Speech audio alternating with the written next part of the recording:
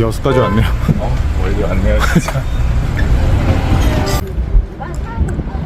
입체적으로 네, 뭐 이렇게 무슨 오일을 잘해야 되거나 뭐 칼질을 잘하거나 그런 건 중요하지 않은데 족발 자체로 그만 고기관들이 있어서 족발 하나 2kg거든요. 2kg 드는 건 아무것도 아닌데 2kg를 막 20개, 30개, 50개씩 봉지에 담고 있고 막 그러잖아요. 맛을 내는 거는 어렵지 않은데 맛이 문제가 아니라 체력이 문제예요. 지역마다 네. 입맛이 조금씩 다르잖아요. 맞아요. 그러면 그런 건 어떻게 잡아요? 그것도 그게 저는 제일 걱정이었어요. 특히 뭐 전주 지역 같은 경우는 프랜차이즈의 뭐 무덤이라고 부르기도 네. 하고, 근데 족발은 그래도 그런 게 좀 덜 타는 음식이어서 물론 이제 족발 안에 들어가는 뭐 김치나 뭐 소스나 이런 거에 대한 지역 특색은 있을 수 있는데 네.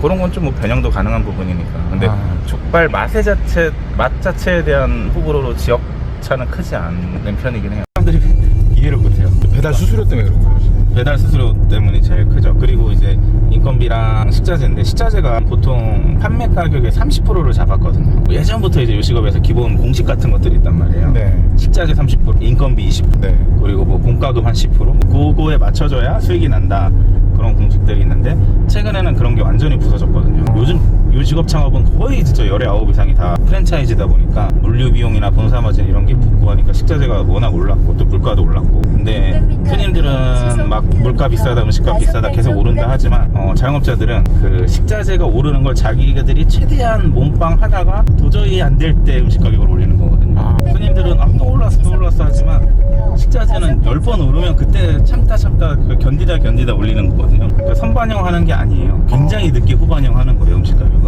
요즘 요식업에서 예전에는 그 식자재 코스트가 30%로 잡았지만 요즘엔 40%면 굉장히 건강한 거예요. 40%면요? 네네. 뭐 배달 전문점 이런 데들은 45%도 잡고요. 세금까지 생각했을 때 매출의 45%면은 안 남는 거 아니에요? 인건비가 워낙 올랐잖아요. 네. 그러니까 뭐 사람 덜 쓰고 뭐 가족이 일하고 해도 20%가 나온단 말이에요. 그럼 벌써 65%예요. 그럼 거기에 부가세만 해도 5%거든요. 그렇죠. 종합소득세 빼고. 그럼 벌써 70%거든요. 그럼 월세랑 뭐 전기세, 가스 이거 다 합히면 한 10% 나온단 말이에요. 그럼 벌써 80%예요. 네. 근데 배달의 민족이 떼가는 게 뭐 객단가 뭐 10,000원대 이런 건 배달의 민족에서 30%를 떼가고요. 30%요? 네. 근데 지금 이미 아까 계산한 것만 80%잖아요. 그러니까 마이너스 10%죠.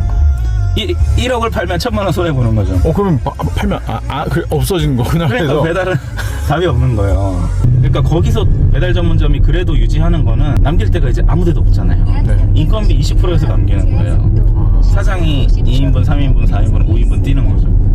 그냥 문 닫고 다른 데서 직원 생활하는 게 더 많이 벌어요. 배달을 겸하는 음식점들은 그래도 배달을 버릴 수는 없는 게 배달 수수료랑 식자재랑 손댈 수 없는 부분도 있긴 한데 인건비나 월세는 내가 배달을 하던 안 하던 나가잖아요. 네. 그러니까 내가 홀장산만 해도 인건비랑 월세는 나가는 거예요. 근데 거기에 덤으로 배달을 팔면 배민에서 많이 뜯어가긴 하지만 아까 말한 계산에서 인건비 월세가 빠지니까 한 30% 정도 그 부분이 남는 네. 거죠. 배달 전문점으로 하려면 진짜 극단적으로 인건비 20%를 줄여버리는 수밖에 없어요. 그래서 다 요즘에 오토화되고 네. 언팩화되고 반조리화되고 하잖아요. 반조리 음식은 배달시켜서 먹으면 맛이 없어가지고 맛이 없죠. 근데 끼니 때울 정도는 이제 되니까 그거 퀄리티도 이제 많이 올라오니까 배달 전문 프랜차이즈 회사들이 샵인샵으로 계속 집어넣죠. 만들어서 공장에서 뿌리면 되는 거니까. 네.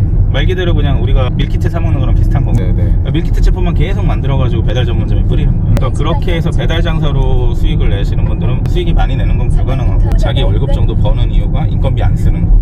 지금 여기는 다 들어와 있고 택시도 많이 다니나요? 예, 여름에는 엄청나게 사람 많아요.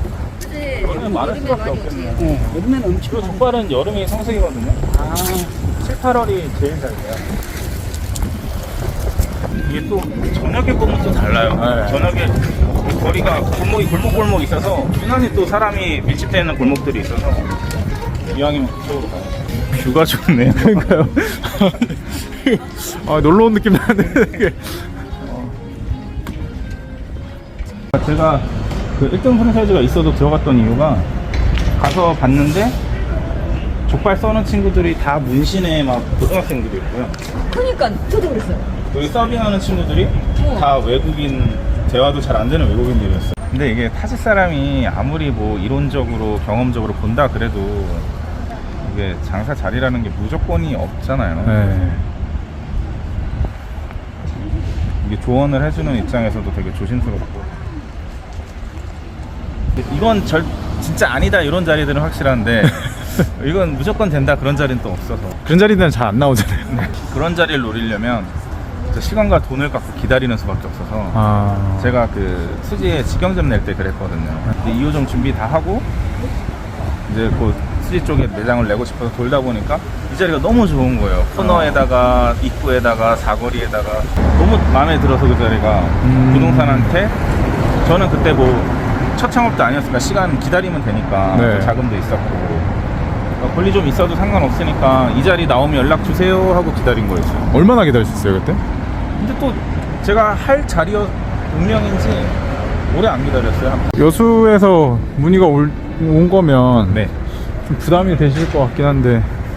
부담은 되죠. 근데 일단 이제 시작하는 입장에서 제가 지출이나 이런 걸 좀 부담을 많이 해야죠. 에너지도 많이 써야 되고. 되게 급작스럽게 오셨다고.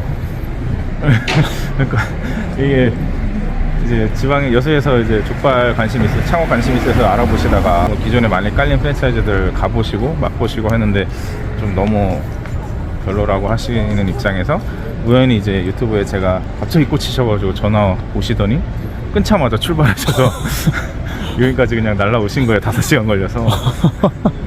드셔보시더니 구성도 맛도 너무 괜찮다고 되게 적극적으로 해보고 싶어 하시더라고요. 지금 여수 처음 왔으니까요. 여수란 지역도 둘러보고.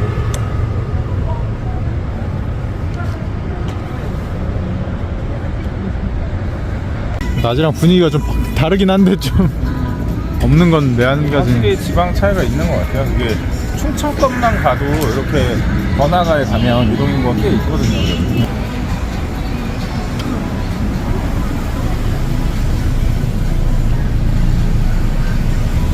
위치적으로 좋은 매장들은 많은데 없어도 너무 없어서 사람은 몇 명 안 보이는데 음식점은 엄청 많아요. 조금 삶으면 만 유지가 안 되니까 기본적으로 20-30개의 판매량은 나오는 것부터 시작을 해야 되거든요. 지금 보면 직원이 많은 매장이 없어요. 평소에 손님이 좀 있는 매장들은 한가한 날도 직원이 세팅이 돼 있거든요. 있는 난관에 말씀하시는 거죠? 네. 그리고 저런 간판 사이사이 보면 비둘기 집이 또 있어요. 엄청 싸요 진짜. 매일 물 청소해야 돼요. 그래서 머닝 청소가 너무 힘들어서 바닥에